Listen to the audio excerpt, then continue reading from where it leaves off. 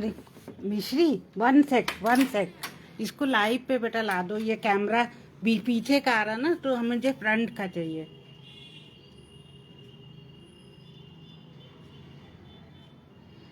ये तो नहीं दबाना, ये वाला। अच्छा हाँ हो गया।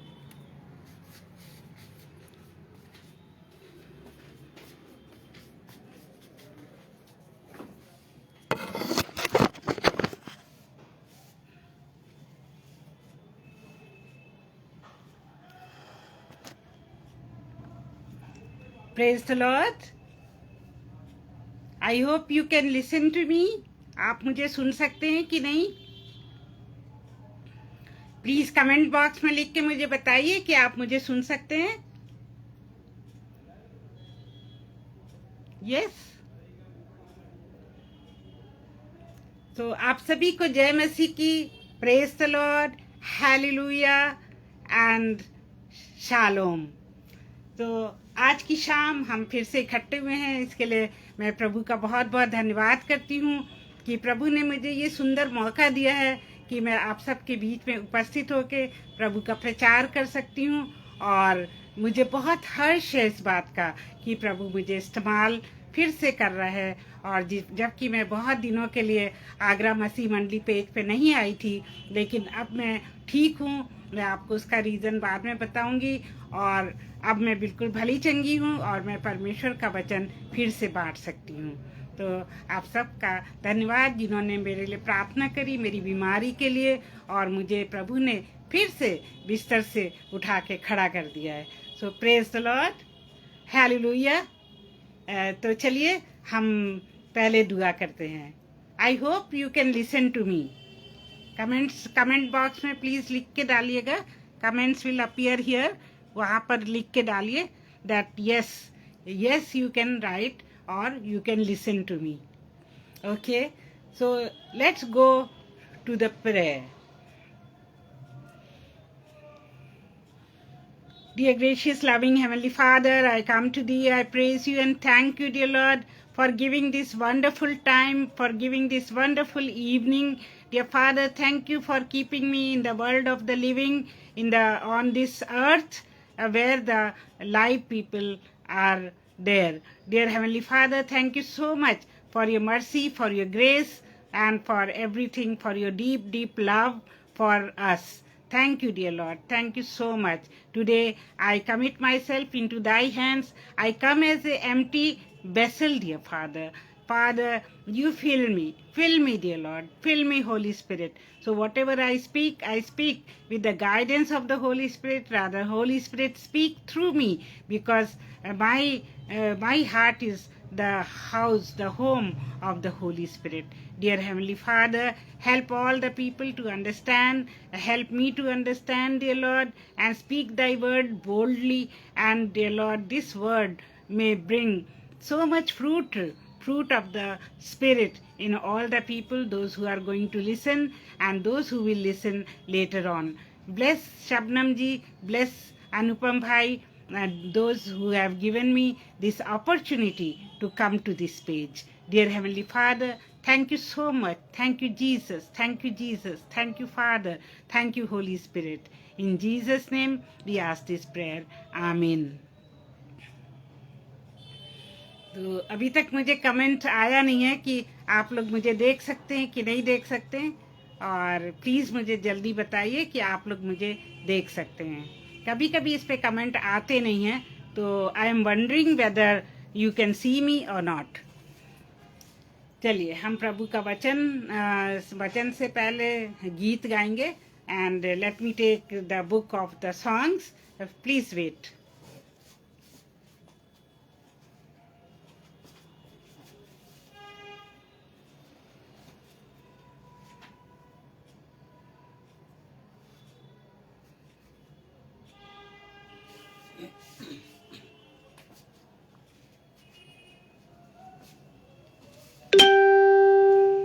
Yes, let us sing this song. Everybody knows. Let us sing it together. All of us join in this song. And let's praise the Lord. And उसकी महिमा हम करें गीतों के द्वारा, और उसकी स्तुति हम दो सिताइश करें। आइए। गिन गिन के स्तुति करूं, बेशुमार तेरे दानों के लिए। अब तक तूने संभाला मुझे, अपनी बाहों में लिए हुए।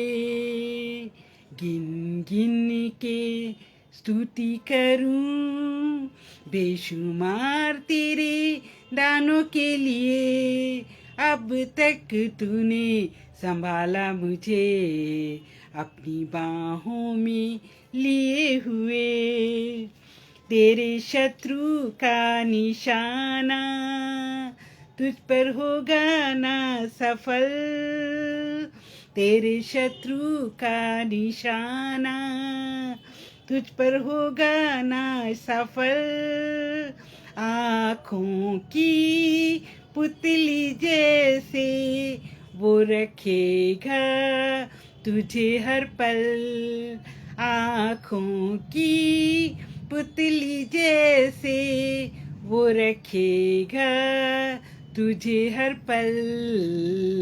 गिन गिन के स्तुति करूं, बेशुमार तेरे दानों के लिए। अब तक तूने संभाला मुझे, अपनी बाहों में लिए हुए। आंधियां बन के आए जिंदगी के फिकर। आंधियां बन के आए जिंदगी के फिकर। कौन है तेरा खेवनहारा, है भरोसा तेरा किधर। कौन है तेरा खेवनहारा, है भरोसा तेरा किधर। गिन गिन के स्तुति करूं, बेशुमार तेरे दानों के लिए। अब तक तूने संभाला मुझे, अपनी बाहों में लिए हुए। आए तुझे जो मिटाने, वो शस्त्र होंगे बेअसर। आए तुझे जो मिटाने, वे शस्त्र होंगे बेअसर। तेरा रचने वाला तुझ पर रखता है अपनी नजर। तेरा रचने वाला तुझ पर रखता है अपनी नजर। गिन गिन के स्तुति करूं, बेशुमार तेरे दानों के लिए। अब तक तूने संभाला मुझे, अपनी बाहों में लिए हुए। अब तक तूने संभाला मुझे, अपनी बाहों में लिए हुए। यहाँ पे ये गीत समाप्त होता है. And now let us rejoice in the Lord, because He has given us the life, He has given us the breath, and He has made us His children. हम उसके भागीदार हैं, हम उसके साम्राज्य के भागीदार हैं, और हमारे लिए प्रभु ने अनंत जीवन और बहुत सारे उपहार स्वर्ग में रखे हैं. So let us rejoice. Rejoice in the Lord always, and again I say rejoice. Rejoice in the Lord always, and again I say rejoice. Rejoice, rejoice, and again I say rejoice. Rejoice, rejoice, and again I say rejoice. Rejoice in the Lord always, and again I say rejoice. This is the day that the Lord hath made, that the Lord hath made. Let us rejoice, we will rejoice and be glad in it, and be glad in it. This is the day that the Lord has made. We will rejoice and be glad in it. This is the day that the Lord had made. मेरे mobile पे लिख के आ रहा है कि connection slow है, तो I hope आप सबको ठीक से सुनाई दे रहा है और दिखाई दे रहा है और स्पीड भी सही है। हम प्रभु यीशु मसीह के नाम में दुआ मांगते हैं कि हमारा नेटवर्क सही चले और बीच में कोई भी विघ्न ना हो, शत्रु का कोई भी निशाना सफल ना हो। हम आप सबका स्वागत करते हैं। आप सब जो इस समय पेज पर मौजूद हैं उन सबका स्वागत करते हैं और हम दुआ मांगते हैं प्रभु से कि हमारे साथ साथ प्रभु आपके मनों को भी खोल दे प्रभु का वचन रिसीव करने के लिए, क्योंकि जब हम प्रभु का वचन रिसीव करते हैं तो फिर हमारे अंदर वो बीज बो दिया जाता है और उससे much much much much more जो है फ्रूट ऑफ द स्पिरिट उत्पन्न होते हैं। Oh thank God, lovely, hallelujah. Shabnam ji आप अपीयर हो गए हैं पेज पे और मुझे बहुत ज़्यादा खुशी है। हम आपका तहे दिल से स्वागत करते हैं और आपके साथ साथ मेरे भाई अनुपम भी होंगे। हम अनुपम जी का भी स्वागत करते हैं और जितने लोग इस पेज पे आए हैं उन सब का स्वागत करते हैं और जो लोग बाद में इस मैसेज को सुनेंगे उनका भी स्वागत करते हैं। सो प्रेज द लॉर्ड, आमेन। हमारा टॉपिक है, जैसे कि हम लिख नहीं पाए क्योंकि शुरू में कुछ नेटवर्क प्रॉब्लम हो रही थी, सम इशू वाज देयर। तो हमारा टॉपिक है कि हमें गॉड जो है हील कैसे करता है। God heals through our faith, God heals through our faith. So जब हम बीमार पड़ते हैं, हम में से कोई भी ऐसा नहीं होगा जो कभी बीमार ना पड़ा हो, इज़न्ट इट? सो हम सब बीमार पड़ते हैं, चाहे वो सर्दी जुकाम हो, चाहे कैंसर जैसी भयानक बीमारी हो, लेकिन हमने देखा है कि हम सभी को बीमारियां होती हैं। तो मैं आपके सामने बाइबल से एक पैसेज पढ़ना पसंद करूंगी और आप अपनी बाइबल खोल लीजिए और उसमें से मार्क, दैट मीन्स मरकुस का 2 अध्याय और उसकी 1 से 5 आयत तक हम पढ़ेंगे। तो आप भी बाइबल निकाल के मरकुस का 2 अध्याय उसकी 1 से 5 आयत निकाल के मेरे साथ साथ पढ़िए। कई दिन के बाद वो फिर कफरनहूम में आया और सुना गया कि वो घर में है। फिर इतने लोग इकट्ठे हुए कि द्वार के पास भी जगह नहीं थी और वह उन्हें वचन सुना रहा था। और लोग एक लकवे के रोगी को 4 मनुष्यों से उठवाकर उसके पास ले आए, परंतु जब वो भीड़ के कारण उसके निकट ना पहुंचे तो उन्होंने उस छत के निचले हिस्से नीचे उस छत के जिस पर उन्होंने उस छत को जिसके नीचे वो था खोल दिया और जब वे उसे उधेड़ चुके तो उस खाट को जिस पे लकवे का रोगी पड़ा था लटका दिया।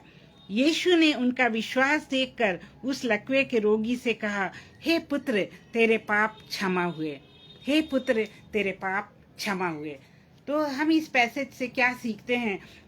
सबसे पहले तो हम वो सीन इमेजिन करें कि यीशु मसीह प्रचार कर रहे हैं, जैसे कि वो हमेशा प्रचार करते थे और प्रचार के बाद लोगों को हीलिंग देते थे, लोगों को हील करते थे।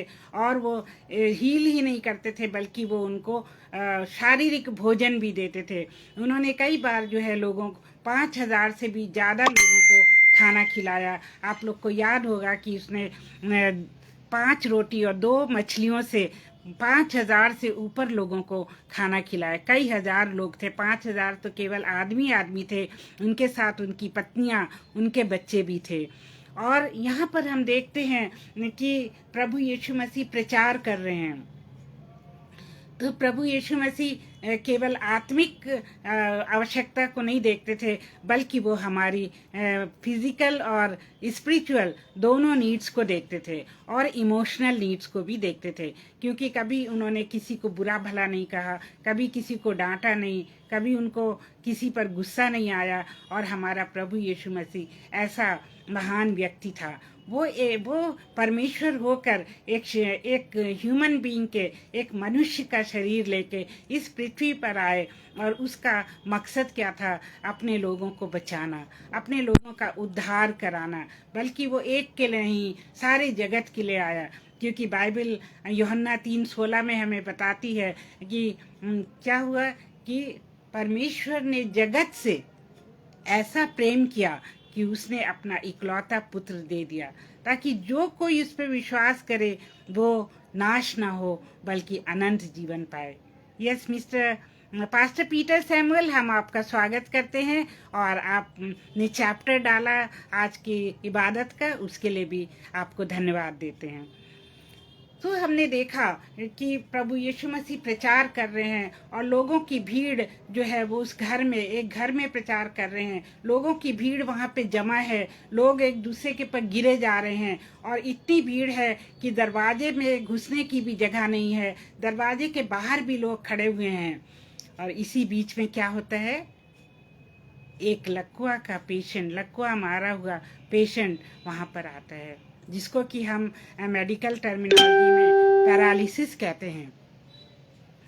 और ये जो लकवा मारा हुआ व्यक्ति था वो चल नहीं सकता था, उठ नहीं सकता था, बैठ नहीं सकता था, और अपने हाथ से खाना भी नहीं खा सकता था।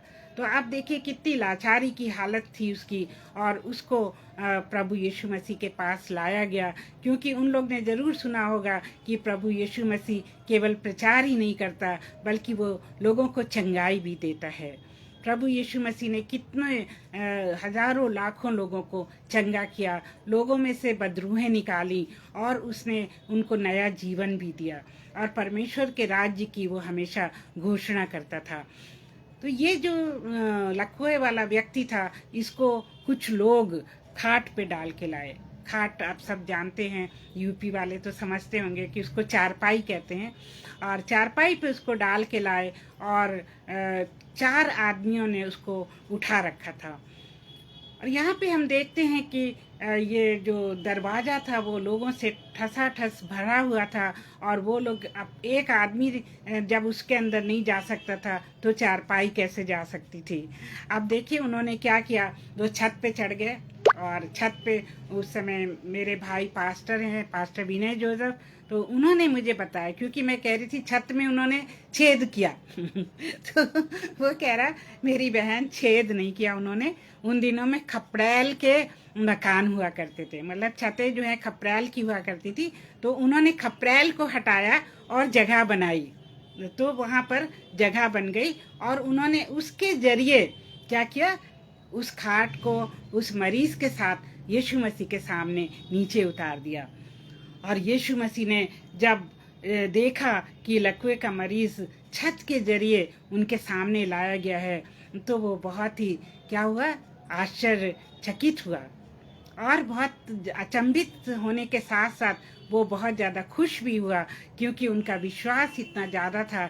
वो जानते थे कि अगर हम यीशु मसीह के सामने इस मरीज़ को लाएंगे तो यीशु मसीह इसको ज़रूर चंगा करेंगे। Yeshu Masih, Jesus is a compassionate God, Jesus is a loving God, Jesus is sacrificial God, तो वो क्यों नहीं इस लकवे के मारे हुए व्यक्ति को चंगाई देगा।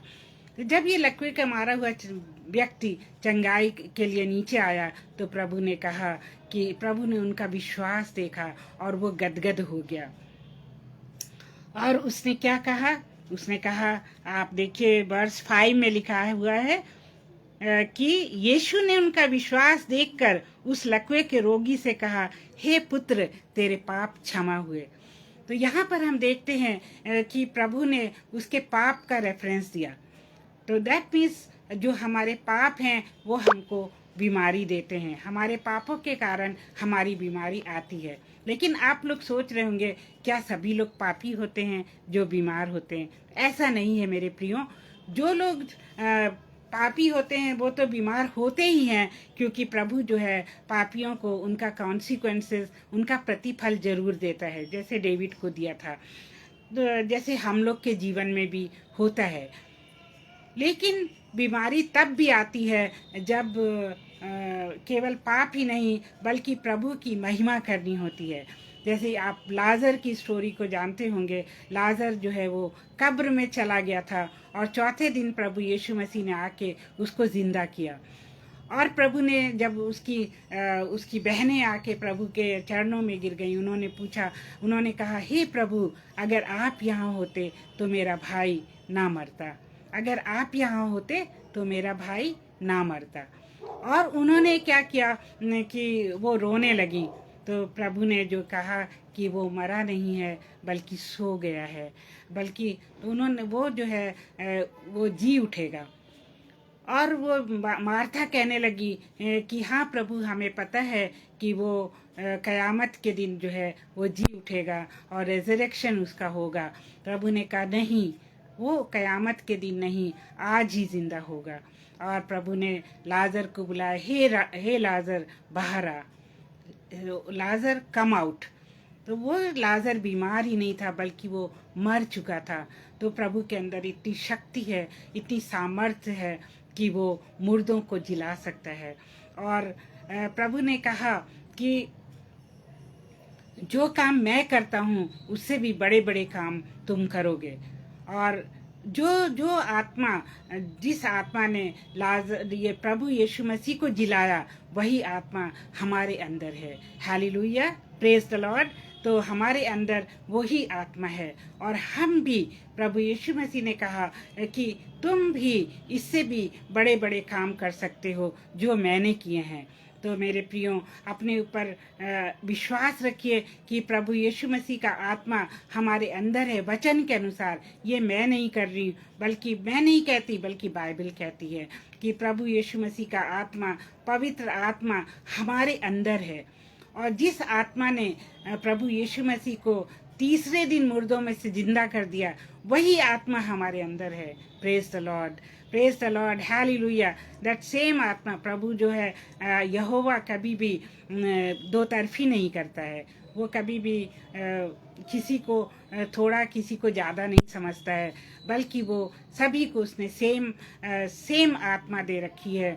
और वही आत्मा जो है हमारे अंदर काम करती है।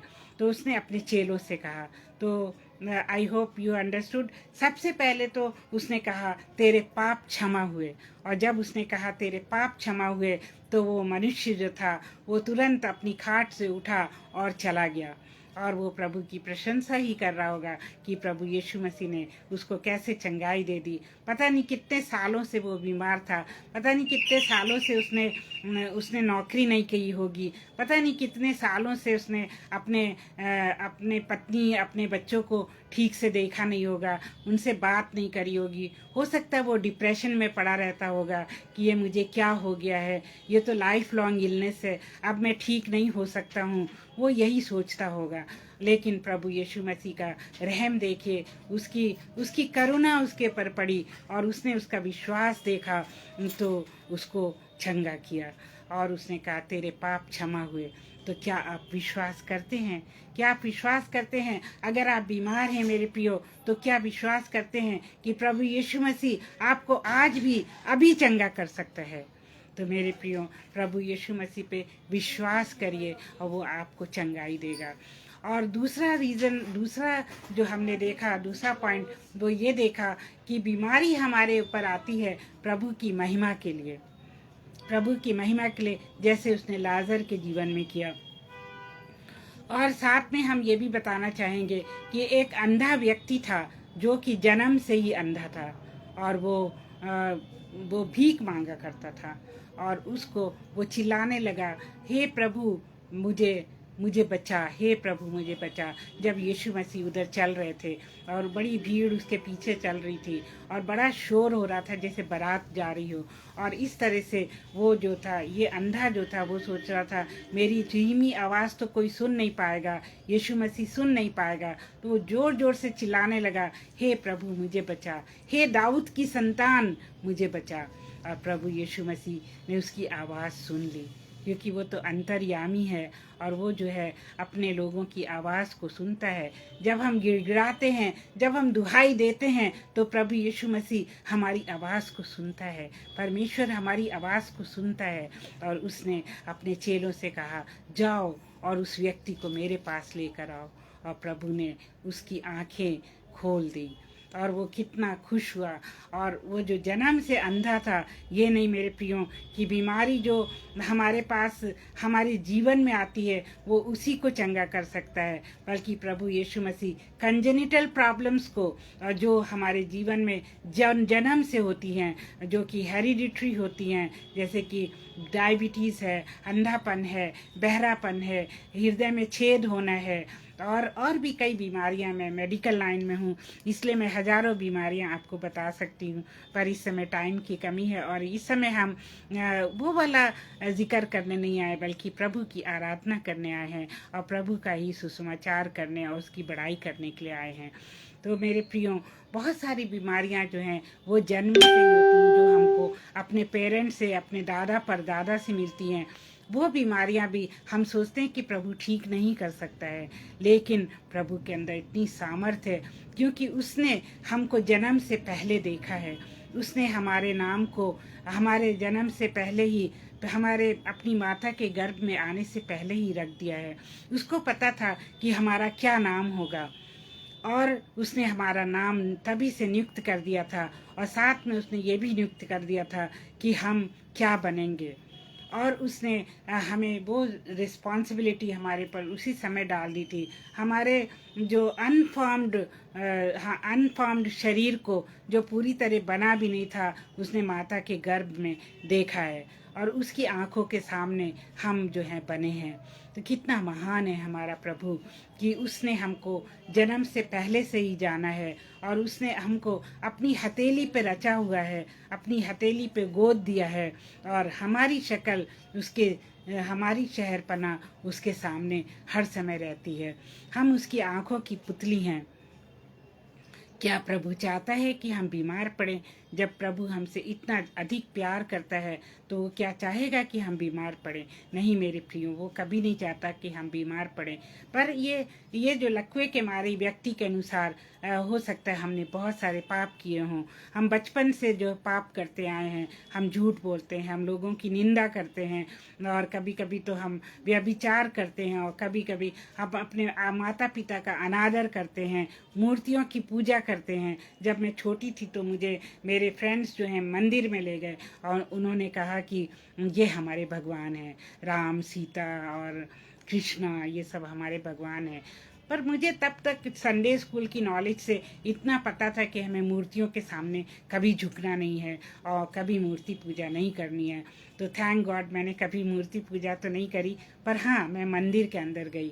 लेकिन जब मैं बड़ी हो गई और गंगानगर में एक प्रिंसिपल का काम कर रही थी, तो मेरे चेयरमैन मुझे मंदिर की तरफ ले गए, और उन्होंने कहा कि मैं जा रहा हूँ मंदिर, आप चलोगे मेरे साथ? तो मैं पहले तो सोचती रही कि चेयरमैन है, मैं कैसे मना करूं। तो वो अड़चन मेरे दिल में आ गई। तो मैंने सोचा, फिर मैंने कहा सर आप हो आइए, मैं कार में बैठती हूँ।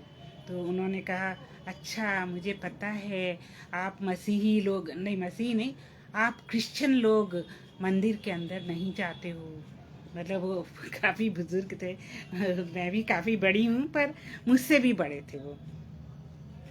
तो मैंने कुछ नहीं कहा, I just gave a smile and kept sitting in the car, and वो मंदिर में जाके आराधना करके फिर वापस आ गए। तो प्रभु ने मुझे हिम्मत दी। जब हम प्रभु के साथ साथ चलते हैं, प्रभु को अपना मुक्तिदाता ग्रहण करते हैं, उसको सब कुछ मानते हैं, वो हमको ताकत देता है, वो हमको सामर्थ्य देता है, और उसकी पवित्र आत्मा हमारे अंदर है, वो हमको नो करने की शक्ति देता है अपने अधिकारियों के सामने भी। और दूसरी बात मैं आपको बताऊंगी कि प्रसाद, क्योंकि वो राजस्थान, गंगानगर, राजस्थान में सारा जो हिंदुइज्म ज़्यादा है ना, तो वहाँ पे जितने लोग थे वो पूजा करके आते थे, और मैं प्रिंसिपल थी वहाँ पर। ये करीब 2005 से लेके 2018 तक की बात है। मैं वहाँ पे 13 साल प्रिंसिपल रही थी, और सब लोग आके मुझे प्रसाद देते थे सुबह सुबह कि मैम प्रसाद ले लीजिए। तो मुझे पता था कि प्रसाद खाना तो मना है हमारे बाइबल में, हम प्रसाद नहीं ले सकते हैं। लेकिन उनका प्यार जब देखती थी कि वो मुझे कितने प्यार से प्रसाद दे रहे हैं, तो मैं हाथ में प्रसाद ले लेती थी। वो भी गलत था, मैं हाथ में प्रसाद लेकर मेरे पीछे जो मेरे पीछे जो क्लास 3 क्लास 4 के वर्कर्स होते थे उनको मैं चुपके से पकड़ा देती थी, तो वो लोग बड़े खुश हो जाते थे। तो मेरे ख्याल से मैंने वहाँ भी गलती करी, मुझे उनको साफ कह देना था कि मैं प्रसाद नहीं खाती हूँ, लेकिन तब मेरे अंदर इतनी हिम्मत नहीं थी। फिर धीरे धीरे उन्होंने जो था मुझे प्रसाद देना छोड़ दिया। आई थिंक उनको पता लग गया कि ये लेडी तो प्रसाद खाती नहीं है, ये क्रिश्चियन है, तो हम इसको क्यों दें। फिर उन्होंने मुझसे थैंक गॉड मुझसे पूछना भी छोड़ दिया कि आप प्रसाद ले लीजिए, और मैं बड़ी खुश हुई कि मुझे अभी प्रसाद नहीं देते हैं। और फिर क्या हुआ कि प्रसाद मैं नहीं लेती थी, और हर जगह जिस भी कॉलेज में गई, फिर वहाँ एक सुरेंद्र डेंटल कॉलेज थी। जब मैं वहाँ से तातिया यूनिवर्सिटी से निकली तो मैं dental hospital Surendra dental college में काम करने लगी, और वहाँ पर भी वो लोग मुझे प्रसाद देते थे। और जब वो प्रसाद देने लगे तब मेरे अंदर हिम्मत आ गई थी। ये करीब 3-4 साल पहले की बात है, और मैं उनको कह देती थी सॉरी मैं प्रसाद नहीं खाती हूँ, और हमारे बाइबल में ऐसे लिखा हुआ है।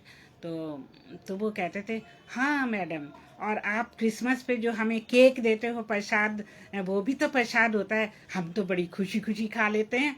मैंने कहा वो वो प्रसाद नहीं होता है, वो तो जीसस का के जन्म की खुशी में हम केक बनवाते हैं। हम उसको कोई भोग नहीं लगाते, हम उसको भगवान के सामने नहीं रखते हैं। हम तो केक बनवाते हैं बेकरी से, और वही केक सबको बांट देते हैं, जो कि आप लोग को बहुत पसंद है। तो एक व्यक्ति था, मेरा वाइस प्रिंसिपल था एक्चुअली, वो तो मुझसे झक लड़ाने लगा।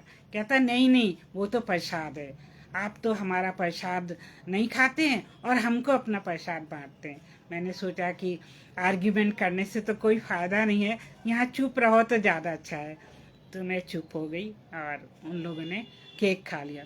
केक कौन नहीं पसंद करता है। जितने भी इंस्टीट्यूट में मैं गई, क्रिसमस आने से पहले ही वो कहते हैं मैडम हमें केक चाहिए, हमें क्रिसमस का केक चाहिए। तो मैं कहती हाँ हाँ ज़रूर, मैं क्रिसमस का केक आप लोग को खिलाऊंगी। फिर मुझे ढेर सारा केक बनवाना पड़ता है, और अपने एम्प्लॉयज़ को, अपने सारे इंस्टीट्यूट वालों को खिलाना पड़ता है। और इस बार भी मैंने 3 किलो केक जो है अपने डिपार्टमेंट, अपने कॉलेज वालों के लिए बनवाया है। तो ये गवाही है कि हम कैसे ऐसी बातों से बच सकते हैं जो प्रभु को अप्रसन्न करती हैं। क्योंकि ये प्रसाद अगर हम खा लेते हैं तो वो भी हमारे अंदर बीमारी को उत्पन्न करता है, क्योंकि वो जो है प्रभु को मंजूर नहीं है कि हम मूर्तियों के सामने चढ़ाया हुआ प्रसाद खाएं। और इस तरह से क्या है कि हमें प्रभु से हिम्मत मांगनी चाहिए कि हे प्रभु हमें हिम्मत दे कि हम मना कर सकें लोगों को। और एक तो पास्टर हमारे दिलशाद कॉलोनी, मैं दिल्ली में रहती हूँ, और हमारा घर जो है दिलशाद कॉलोनी में है, और एक पास्टर जॉर्ज हुआ करते थे। तो सॉरी टाइम तो नहीं हो गया, ओके थोड़ा टाइम और है। तो वो पास्टर जॉर्ज जो थे लंबे चौड़े, बहुत मलयाली पास्टर थे, और वो एक दिन इस पर बात कर रहे थे प्रसाद पे। तो प्रसाद पे बोलते बोलते वो उन्होंने कहा कि कोई आपके दरवाजे पे प्रसाद लेके आ जाए तो आप क्या करेंगे। एक डब्बा मिठाई ले आए प्रसाद, तो आप क्या करोगे।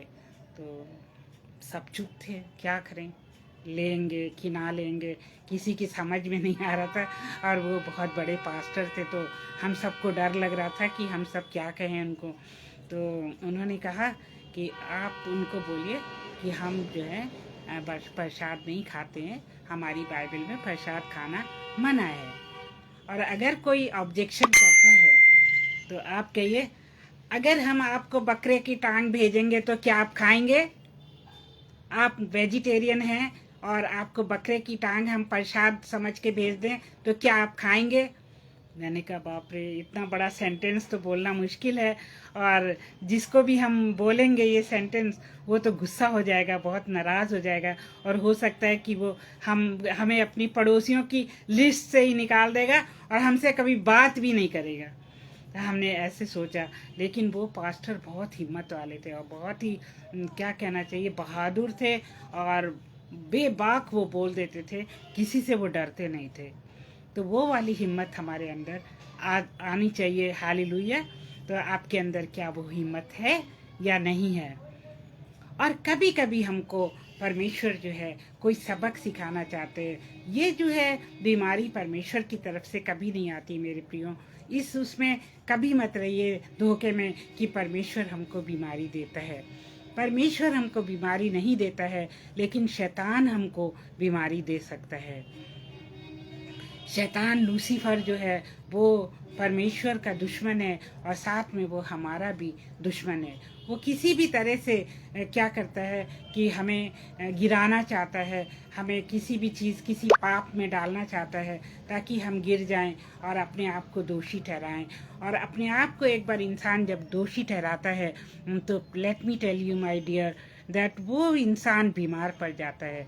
क्योंकि साइकोलॉजी हमें बताती है कि जब हम अपने अंदर गिल्ट फील करते हैं कि हे प्रभु ये मैंने क्या कर दिया, हे प्रभु ये मैंने बड़ा झूठ बोल दिया, हे प्रभु मैंने किसी का निरादर कर दिया, या हम जो है क्या करते हैं लोगों की बुराई करते। दिन में पता नहीं कितने लोगों की हम बुराई करते हैं। अरे ये तो ऐसे बोलता है, वो वैसे बोलता है, ये ऐसे ड्रेस करती है, ये तो प्रचार करती है और लिपस्टिक भी लगाती है। तो ऐसी ऐसी बातें लोग जो हैं कहते हैं। तो और हम भी जो हैं इस टेम्पटेशन में पड़ जाते हैं, जबकि प्रभु ने कहा है कि निंदा मत करो, निंदा करना भी पाप है। तो इस तरह के पाप हम करते रहते हैं और कई बार तो हम व्यभिचार भी करते हैं। कैन यू बिलीव दैट कि हम किसी पुरुष को अगर देखते हैं वो बहुत ही हैंडसम है, बहुत अच्छा सुंदर है, हट्टा कट्टा है, तो हमारे मन में विचार आता है कि ये तो बहुत ही खूबसूरत है, ये तो बहुत ही अच्छा है और काश कि मैं इससे बात कर सकती, काश कि मैं इससे बोल सकती।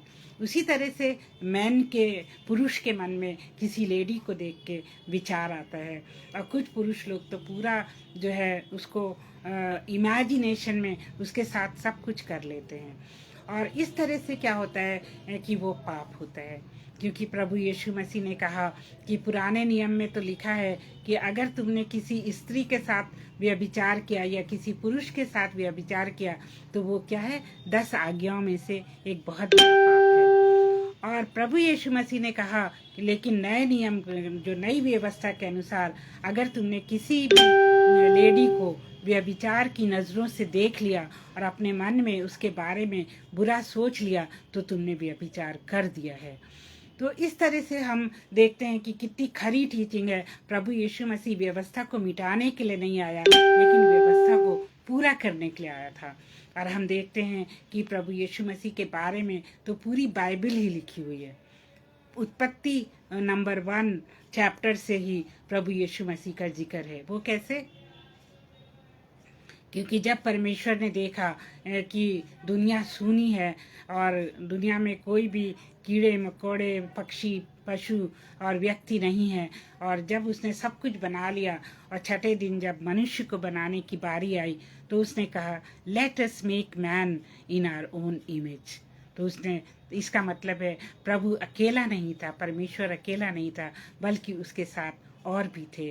और हम जो हैं ट्रायून गॉड को मानते हैं। ट्रायून गॉड का मतलब होता है परमेश्वर पिता, परमेश्वर पुत्र और परमेश्वर पवित्र आत्मा। तो इन तीनों ने जो है मिल के हमें बनाया है और यहीं से प्रभु यीशु मसीह का जिक्र जो है वो शुरू हो जाता है। और बहुत से लोग तो कहते हैं कि ये जो बाइबल कहती है, हम नहीं कहते, बाइबल कहती है उसके जन्म के बारे में लिखा है, उसके मरण के बारे में लिखा है प्रभु यीशु मसीह के, और प्रभु यीशु मसीह की एक भी हड्डी नहीं टूटेगी और उसको सलीब पे सिरका पिलाया जाएगा और उसका मुंह जो है बहुत ही बेकार हो जाएगा और उसको पहचाना नहीं जाएगा, इतना इतना बदशक्ल वो बना दिया जाएगा और उसके मतलब उसका लहू बहाया जाएगा और उसके कोड़े खाने से हम चंगे हो जाएंगे। सो मेरे प्रियो, हमने देखा कि शैतान की तरफ से जो है हमारे पर बीमारी आ सकती है। जैसे अय्यूब के ऊपर बीमारी आई थी। अय्यूब का तो उसने सब कुछ छीन लिया था और उसने क्या किया था, परमेश्वर की आज्ञा लेकर उसका सब कुछ बिगाड़ दिया था। इसी तरह से जब हम बहुत धर्मी होते हैं, हम परमेश्वर को बहुत प्यार करते हैं, तो शैतान को ये बात गवारा नहीं होती और शैतान जो है हमारे पर एक के बाद एक आक्रमण करता है और सबसे बड़ा आक्रमण यही है कि वो हमारे जीवन में बीमारी को लाता है। और उसने तो अयूब का सब कुछ, सब सारा उसका राजपाट, उसके बच्चे, उसका घर और उसकी सारी प्रॉपर्टी छीन ली, और लास्ट में उसने उसके शरीर पर भी वार किया और उसके फफोले निकल आए, और वो फोड़ों को वो एक ठीकरे से, मतलब एक ईंट का ठीकरा होता है, जैसे घड़ा टूट गया या कुछ टूट गया, उससे वो खुजाता था। इतनी बुरी हालत थी अयूब की। और उसका शैतान ने बहुत अच्छी तरह से परीक्षा ली, और प्रभु ने उससे कहा था कि तू उसकी परीक्षा ले ले, लेकिन उसकी जान पे हाथ मत डालना, उसके प्राण जो है वो मत छूना। तो उसके प्राण तो उसने छोड़ दिए, लेकिन उसने क्या नहीं छोड़ा, क्या क्या क्या नहीं छोड़ा, सब कुछ ले लिया।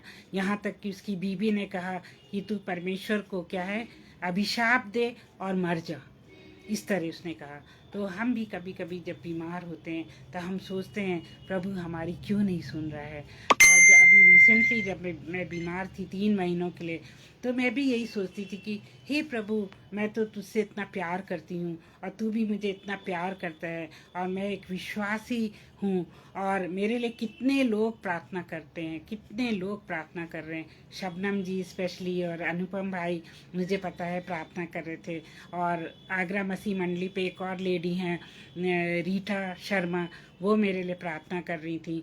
और एक और ग्रेस बर्डन मेरी बहन थी, मतलब कि वो भी आगरा मसीह मंडली पेज पे आके सुना करती थी और मुझे बहुत इनकरेज करती थी। वो अब हमारे बीच में नहीं है, रिसेंटली वो प्रभु में सो गई हैं। तो उनकी मुझे बहुत याद आती है, ये भी प्रार्थना कर रही थी। मेरा भाई जो पास्टर है, पास्टर विनय जोसेफ, वो हमारे लिए प्रार्थना करता था। हमारा होम ग्रुप जो चर्च का है, वो प्रार्थना करता था। हमारे चर्च के पास्टर, डेली बाइबल फेलोशिप के 3 पास्टर्स हैं, और वो लोग मेरे लिए प्रार्थना करते थे। कलीसिया प्रार्थना करती थी। फिर मैं सोचती थी, हे प्रभु, मैं ठीक क्यों नहीं हो रही हूँ? आखिर तू चाहता क्या है प्रभु? क्या मेरी जान लेना चाहता है? क्या मुझे वापस अपने पास बुलाना चाहता है? ओके, मुझे बुला ले प्रभु, लेकिन मुझे जो है ठीक कर दे या मुझे बुला ले। मैं ये कहती थी, मुझे ठीक कर दे प्रभु या मुझे ऊपर बुला ले। पर मैं इस हालत में अब नहीं रह सकती, अब मैं नहीं देख सकती ऐसी हालत अपनी। और ना तो मैं सह सकती थी कि मैं डिप्रेशन में बिस्तर पे पड़ी रहती थी, और 3 महीने तक मैं डरती थी कि कोई दरवाजे पे अगर आता था, कोई नॉक करता था, तो मैं डर जाती थी, अरे कौन होगा ये, कौन है जो कहीं मेरे कमरे में ना घुस जाए, कहीं वो मेरी हालत को ना देख ले। इवन बाथरूम जाने के लिए मैं परेशान होती थी। मैं बाथरूम रोक के लेटी रहती थी, क्योंकि मुझसे उठा नहीं जाता था, बाथरूम भी नहीं जाया जाता था। तो इस तरह की मेरी हालत थी। फिर एक दिन मैंने सोचा क्यों ना मैं अपना अपना जीवन समाप्त कर दूँ। और अभी रिसेंट बात है, करीब 3 हफ्ते पहले मैंने अपनी ग्रैंड डॉटर से चूहे का जहर मंगा लिया, और मैंने कहा उससे कि बेटा, कभी कभी चूहे आ जाते हैं घर में। मैंने झूठ बोला, एक्चुअली चूहे आ जाते हैं, और तुम जो है चूहे मार दवाई ले आओ। और वो तो इनोसेंट है, 18 साल की, उसको इतना नहीं पता है। और वो चूहे मार दवाई ले आई, और मैंने उसको खाया और दुआ करी। पहले मैंने कहा, दुआ करी, प्रभु अगर हो सके तो मुझे अपने राज्य में बुला लेना, क्योंकि मैं विश्वासी हूँ, मैं तेरी बेटी हूँ, मुझे हेल में नहीं जाने देना, प्लीज़ प्रभु मुझे अपने पास बुला लेना। ऐसे मैंने दुआ करी, और फिर मैंने वो जहर खा लिया। और उसके बाद मैंने सोचा क्यों ना मैं प्रभु के भजन सुनते सुनते ऊपर जाऊं, क्योंकि मैंने सुना था चूहा मार दवाई खा के जो है इंसान जल्दी मर जाता है। और मैं बताना नहीं चाहती थी, पर बता रही हूँ। मेरी बड़ी बहन, उनकी डेथ इसी तरह हुई थी। उन्होंने चूहे मार दवाई खा ली थी, और उनके मुंह से झाग निकला और वो मर गई थी। तो मेरे साथ ऐसा कुछ भी नहीं हुआ। मैं भजन सुनती रही, प्रभु के गीत सुनती रही, और बड़ी पीसफुली मैं लेटी हुई थी कि कब मेरी जान निकल जाएगी। और मेरे घर वाले अपने अपने मगन थे, कोई मोबाइल देख रहा था, तो कोई अपनी पढ़ाई कर रहा था। मतलब ज़्यादा डिटेल में नहीं बताना चाहती हूँ। तो ऐसे सब बिजी थे, मैं अपने कमरे में बिल्कुल अकेली थी। फिर मैंने सोचा, पहले तो मैंने सोचा था पंखे से लटक के मैं मर जाऊंगी। फिर मैंने सोचा मान लो वो फंदा नहीं लगा गले में और फिर मेरे फंदा निशान बन जाएगा मेरे गले पे और मैं हमेशा के लिए बहुत कुरूप हो जाऊंगी, गंदी दिखूंगी। तो नहीं, पंखे से तो नहीं मर सकते। फिर मैंने सोचा परफ्यूम डाल के, जो परफ्यूम अल्कोहल होता है उसके अंदर, क्योंकि मेरी एक साइकेट्रिक पेशेंट थी, उसने अपनी आत्महत्या इसी तरह करी थी। आप लोग सोच रहे हैं मैं क्या क्या बता रही हूँ। और उसने अपने ऊपर परफ्यूम डाला अपने कमरे में और आग लगा ली। तो परफ्यूम अल्कोहल होता है और वो आग लग जाती है और वो इंसान बहुत सीरियस हो जाता है और मर जाता है। तो ये मेरी पेशेंट भी जो है साइकेट्रिक हॉस्पिटल में दिल्ली में, ये भी, इसकी भी डेथ हो जाती है और लास्ट में बहुत बुरी कंडीशन उसकी होती है। उसका सारा शरीर जल जाता है और उसको आईसीयू में लिटाया जाता है और वो सांस भी नहीं ले पा रही थी। और डॉक्टर बता रहे थे कि बड़ी मुश्किल से उसने आखिरी सांस ली और वो दुनिया से उसने कूच कर लिया। मैंने कहा ना बाबा, मेरे पास परफ्यूम तो बहुत है, क्योंकि मैं परफ्यूम की बहुत शौकीन हूँ। तो लेकिन मैं परफ्यूम से ना, उससे मैं जान नहीं लूँगी अपनी। फिर मैंने ब्लेड मंगाया। ब्लेड होता है ना जिससे पुराने ज़माने में दाढ़ी बनाते थे। मैंने सोचा अपनी नस काट लूँगी। फिर मैंने सोचा कि नस काटने से मान लो खून नहीं निकला या थोड़ा सा निकला और बंद हो गया, क्योंकि क्लॉटिंग मैकेनिज्म होती है ना ब्लड में, ये कहीं से भी खून निकलता है तो थक्का जम जाता है और ब्लीडिंग बंद हो जाती है। मैंने सोचा कहीं ऐसा हुआ तो सब लोग मेरे पर हंसेंगे और मेरा हाथ भी गंदा हो जाएगा, उस पर निशान पड़ जाएंगे, तो फिर मैं ये भी नहीं कर सकती। इस तरह से मैंने जो है कोई भी मेथड मुझे सूट नहीं कर रही थी। तब मैंने लास्ट में ये चूहे का पॉइजन मंगवाया। लेकिन मेरा प्रभु मुझे इतना प्यार करता है कि उसने मुझे मरने नहीं दिया। और बाइबल कहती है कि तुम्हें बिच्छू काट लेंगे, तुम्हें जो है क्या होगा, सांप काट लेंगे, जहर तुम्हें कोई पिला देगा, पर तुम क्या, जिंदा रहोगे। हालेलुया। सो प्रभु हमारा महान है, वो अपने बच्चों को कभी नुकसान नहीं पहुंचाने देता है। फिर मैं बीमार रही उसी हालत में और मैंने मरने का विचार हटा दिया मन से। मैंने कहा नहीं, मैं नहीं मरती, क्योंकि मैं तो हेल में नहीं जाना चाहती प्रभु। मैं तो आपके साथ आजीवन और फिर बाद में मरने के बाद भी मैं आपके साथ अनंत जीवन बिताना चाहती हूँ। मैं ऐसे नहीं मरूंगी। फिर मैं सहती हूँ, मैं सहूँगी। तू मुझे क्या सिखा रहा है प्रभु, मुझे सिखा, मैंने ऐसे नहीं मरूंगी। फिर इस तरह से जो है मरने का विचार मेरे मन में से चला गया। फिर मैंने कुछ वचन सुने जो कि प्रभु के लोग सुनाते हैं, और इवन अंकित सागवान का वचन सुना जो वो प्रचार करते हैं, और सूरज प्रेमानी का बात सुना, वो भी प्रचार करते हैं, और बिली ग्राहम के कुछ प्रचार सुने। और इस तरह से क्या है, मेरे अंदर हिम्मत आने लगी। धीरे धीरे मेरे मन से मौत का जो वो साया था वो हट गया। और जब मेरा जन्मदिन था 19 नवंबर को सुबह जब मैं उठी तो मैं बिल्कुल भली चंगी। मुझे लगा कि मेरे अंदर बहुत खुशी और बहुत शांति भर गई है।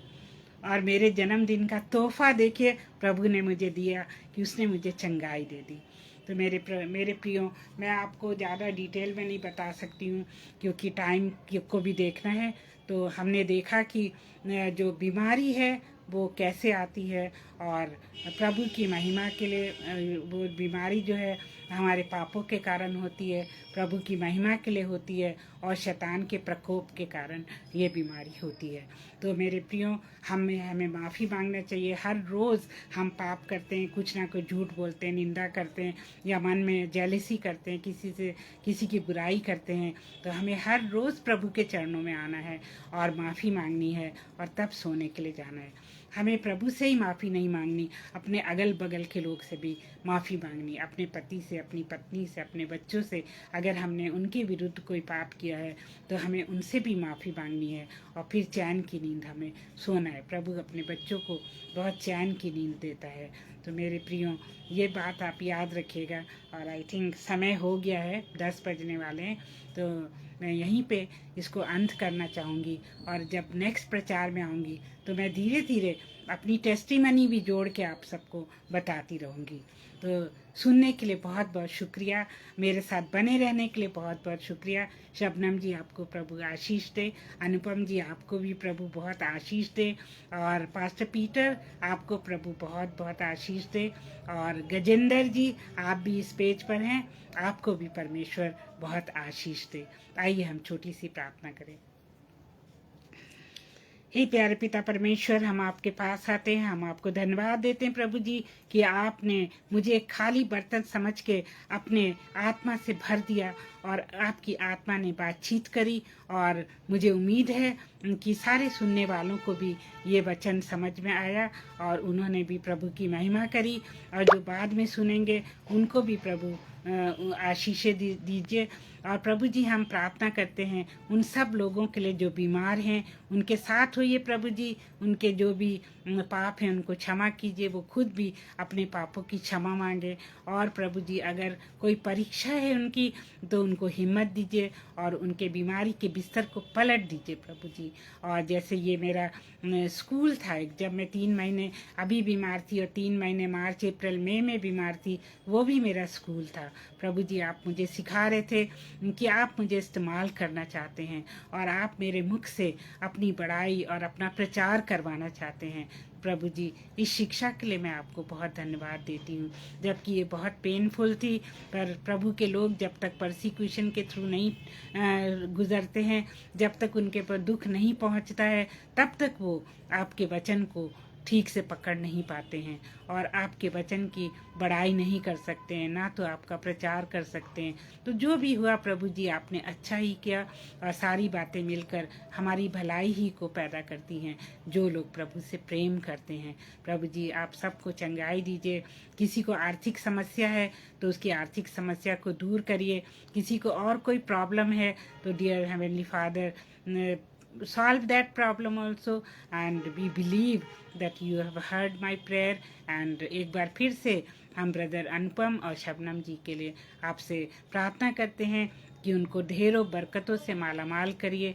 जैसे कि वो वेरियस मीटिंग्स अरेंज करते हैं, कॉन्फ्रेंसेस अरेंज करते हैं और अपने पेज पे वो हर रोज़ रात को 10 बजे बोलते हैं, बिना नागे बोलते हैं। कई साल हो गए, पर प्रभु ने उनको इतनी ताकत, इतनी हिम्मत, इतनी सेहत दी है कि वो कभी भी नागा नहीं करा उन्होंने। तो प्रभु जी, आप उनके साथ होइए, उनके बच्चों को भी संभाल के रखिए, उनकी जो ज़रूरतें हैं उनको पूरा करिए प्रभु अपने भंडार से। और उनके पर आपकी आशीष सदैव बनी रहे और हर तरह के खतरे से उनको बचा के रखिए। अब इस छोटी सी प्रार्थना को हम अपने प्यारे प्रभु यीशु मसीह के नाम में मांग लेते हैं। इसे सुनने के लिए आपका धन्यवाद करते हैं और इसको प्रभु यीशु मसीह के नाम में मांगते हैं। आमीन, आमीन, आमीन। तो आप सबको एक बार फिर से जय मसीह की और आप सबका धन्यवाद देती हूँ कि आप सब बने रहे मेरे साथ और मेरी हिम्मत बढ़ाई। शबनम जी, थैंक यू वेरी मच। आपने थैंक यू लिखा है, thank you so much. And आपने मुझे ब्लेस भी किया है और जितने भी सुनने वाले हैं आप सब ने मुझे ब्लेस किया है। मैं आप सबके से यही गुजारिश करती हूँ कि मेरी सेहत के लिए आप प्रार्थना करिए कि शैतान मुझे फिर से टेम्प्ट ना करे और प्रभु का अनुग्रह जो मेरे पर बना है वो बना रहे। और आप सबको एक बार फिर से praise the lord, good night, hallelujah. Okay, bye bye.